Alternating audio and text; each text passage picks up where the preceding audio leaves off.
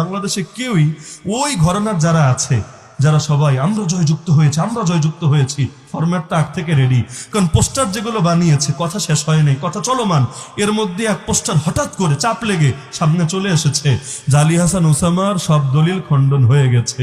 অথচ এইটা নিয়ে কোনো আলোচনাই নেই, মানে আরেকটা আগের পরেরটা দেখাতে গিয়ে পোস্টার একটা সামনে চলে এসেছে, আলী হাসান ওসামা পরাজিত, তার দলিল পরাজিত।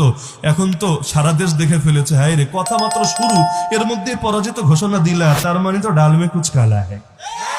এমন প্রমাণও পেয়েছে কিছু লোক রাগ থেকে রেডি রেখেছে, ওরা কমেন্ট করে মানুষকে কনফিউজ করে দিয়েছে, যেই পক্ষ দুর্বল আমরা ত্যাগ করলাম, আমরা হানাফি ছিলাম, আমরা আহলে হাদিস হয়ে গেলাম।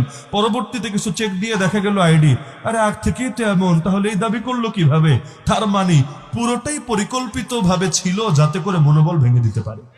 কিন্তু এখন প্রশ্নগুলো কমন না পড়ার কারণে দেখা যায় প্রস্তুতি নিয়ে এসেছে একটা, আর পরীক্ষায় প্রশ্ন এসেছে আরেকটা। এখন